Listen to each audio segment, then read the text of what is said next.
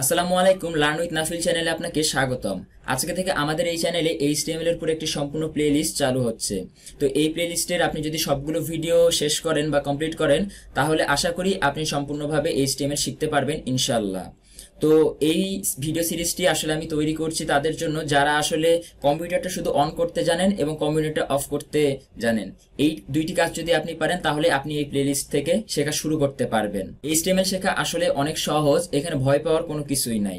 তো আমরা আস্তে আস্তে এইচটিএমএল শেষ করে আস্তে আস্তে ওয়েব ডেভেলপমেন্টের জন্য যা যা দরকার হয় তার সবকিছুই শিখবো ইনশাআল্লাহ। তো আসুন প্রথমে জেনে নিই যে এইচটিএমএল এর মানেটা কি। এইচটিএমএল এর পুরো নাম হচ্ছে হাইপার টেক্সট মার্কআপ ল্যাঙ্গুয়েজ।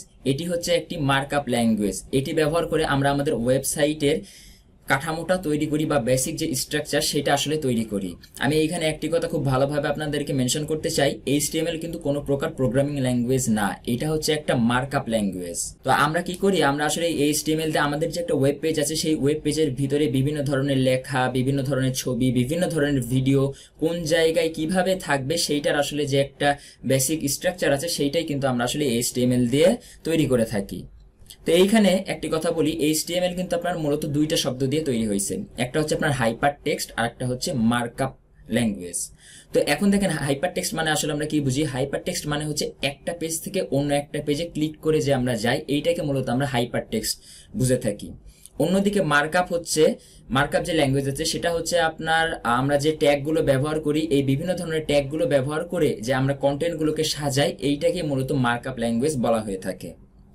তো আজকের এই ছোট্ট ভিডিওতে আমি আপনাদেরকে জানানোর চেষ্টা করলাম এইচটিএমএল এর ইন্ট্রোডাকশনটা।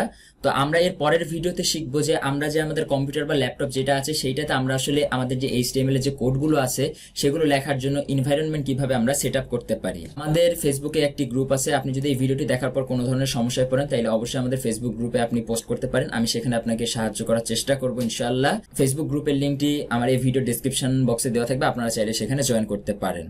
আর এই ভিডিওটি যদি আপনাদের ভালো লেগে থাকে তাহলে অবশ্যই চ্যানেলটি সাবস্ক্রাইব করবেন এবং সাবস্ক্রাইব করার পর পাশে যে বেল আইকনটি আছে সেটাতে একটি প্রেস করে দিবেন, কারণ আমি নেক্সট যে পার্টটি আছে, নেক্সট যে ভিডিওগুলো আছে সেগুলো যখন আপলোড করবো তখন আপনার কাছে নোটিফিকেশন চলে যাবে, যেন আপনি কোনো ভিডিও মিস না করে যান, আপনি ধারাবাহিকভাবে যেন এইচটিএমএলটাকে শিখতে পারেন।